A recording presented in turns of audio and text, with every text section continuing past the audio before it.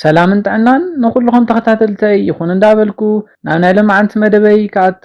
ኣብ ናይ ለማዓንቲ መደበይ ብፍላይ ኣብዚ ሕዚ ግዜ እንዳተስፋሕፈሐ ንናይ ብዙሓት ሰብ ሓዳርን ፍቁራትን ናይ ጾታዊ ርክብ ህይወት እንዳጎደአ ዝመጽእ ዘሎ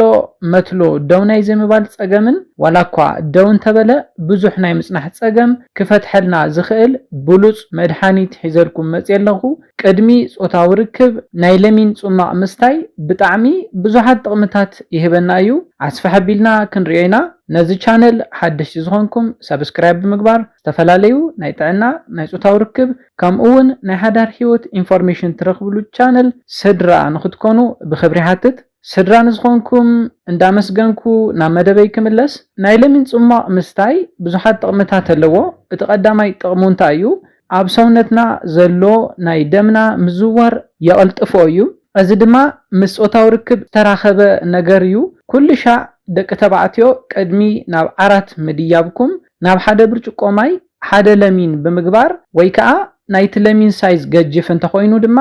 ፍርቂ ለሚን ናፍታ ብርጭቆ ብምግባር ቀላቂልኩም ብምስታይ ኣብ ውሽጢ ሰውነትኩም ዘሎ ናይ ደምኩም ምዝዋር ስለ ዘቐልጥፎ መትለኹም ንነዊሕ ግዜ ደው ኢሉ ንኽጸንሕ ይሕግዘኩም እዩ ከም ትፈልጥዎ ናይ ወዲ መትሎ ደው ዝብል ናይ ደም ምዝዋርኩም ኣክቲቭ ክኾን እንከሎን ደም ኣብ ውሽጡ ክሕዝ እንከሎ እዩ ኮይኑ ግና ዝወደቀ ወይ ከዓ ደው ዘይበለ መትሎ በአንጻሩ ኣብ ውሽጡ ዘሎ ናይ ደም በዝሒ ውሕድ ስለ ዝኾነን ኣብ ትመትሎ ከባቢ ዘሎ ናይ ደም ምዝዋር ትሑት ከም ዝኾነ መርአይ እዩ ስለ ዝኾነ ናይ ለሚን ጽማቕ ምስታይ ኣብ ውሽጢ መትለኹም ዘሎ ናይ ደምኩም ምዝዋር ኣክቲቭ ዝኾነ እኹል ዝኾነ ናይ ደም ምዝዋር ንክህሉ ዝሕግዘኩም እዩ ኩሉ ሻዕ ኣብ መደባተይ ከም ዝሕብረልኩም ድማ ኣክቲቭ ዝኾነ ናይ ደም ምዝዋር ኣብ ውሽጢ ሰውነትኩም እንተሃልዩ መትለኹም ደው ንኽብልን ንውሕ ንዝበለ ግዜ ንኽጸንሕን ዝሕግዘኩም እዩ እቲ ካልኣይ ጥቕሚ ናይ ለሚን ጽማቕ ክንርኢ ከለና ለሚን ብጠባዩ ንናይ ወዲ ተባዕታይ ጾታዊ ርክብ ስምዒት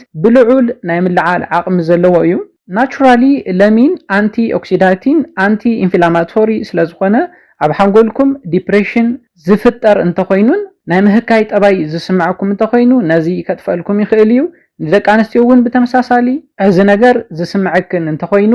ነዚ ስምዒት ብምጥፋእ ናይ ጾታዊ ርክብ ስምዒትክን ከለዓለልክን ዝኽእል እዩ ከም ዝፍለጥ ጭንቀትን ዲፕሬሽንን ኣብ እዋን ጾታዊ ርክብ ንናይ ደቂ ተባዕትዮ መትሎ ንኸይለዓል ዝገብሩ እዮም ኣብ ደቂ ኣንስትዮ እውን ብተመሳሳሊ ኣብ ብልዕትኽን ከባቢ ራሕሲ ብምቕናስ ኣብ እዋን ጾታዊ ርክብ ማለት እውን ናይቲ ወዲ መትሎ ናብ ውሽጢ ብልዕትኽን ክኣቱ እንከሎ ሕማም ክስምዐክን ብምግባር ጾታዊ ርክብኩም ኣዕጋባይ ንኸይኸውን ናይ ምግባር ዓቕሚ ዘለዎ እዩ ስለ ዝኾነ እውን ናይ ለሚን ጽማቕ ምስታይ ነዚ ጸገም ማለት እውን ንጭንቀትን ዲፕሬሽንን ብምጥፋእ ጾታዊ ርክብኩም ኣዕጋባይን ተናፋቕን ንኽኸውን ዝሕግዘኩም ብሉጽ መድሃኒት እዩ ስለ ዝኾነ ቅድሚ ጾታዊ ርክብኩም ለሚን ጽማቕ ንኽትሰትዩ ክሕብረልኩም ይደሊ እቲ ሳልሳይ ጥቕሚ ናይ ለሚን ጽማቕ ክንርኢ ከለና ንናይ ቴስቶስትሮን በዝሕና ባላንስ ይገብረልና እዩ ከም ዝፍለጥ ቴስቶስትሮን ናይ ደቂ ተባዕትዮ ሆርሞን ከም ዝኾነ ይፍለጥ እዩ እዚ ድማ ነቲ ወዲ ናይ ወዳወዶ ጠባይ ንኽህልዎ ዝሕግዞ እዩ ስለ ዝኾነ ድማ ናይ ለሚን ጽማቕ ቅድሚ ጾታዊ ርክብ ሰትዩ እንተኾይኑ ብኩሉ ነገር ኣብ ዓራት ጅግና ንኽኾን ይሕግዞ እዩ ኢቭን ንድምፁ ናይ ምቕያር ዓቕሚ ስለ ዘለዎ ናይ ቴስቶስትሮን በዝሒ ዘመጣጥነልኩም ለሚን ጽማቕ ቅድሚ ጾታዊ ርክብ በብመዓልቲ እንተሰቲኹሞ ነቲ ወዲ ጽቡቕ ስምዒት ንኽስምዖ ዝሕግዞ ብሉጽ ሜላ እዩ ስለ ዝኾነ ኩሉ ሻዕ ቅድሚ ጾታዊ ርክብ ናይ ለሚን ጽማቕ ንኽትሰትዩ ክሕብረልኩም ይደሊ ነዚ ኢለ ናይ ለማዓንቲ መደበይ በዚ ክዛዝም ካብ ናይ ለማዓንቲ መደበይ ዝኾነ ሓድሽ ነገር ከም ዝሓስኩም ተስፋ ይገብር ሓሳብ ርእቶ እንተሃሊኩም ብኮሜንት ሴክሽን ሓሳባትኩም ግለጹለይ መደብና ናብ ብዙሓት ንኽበጽሕ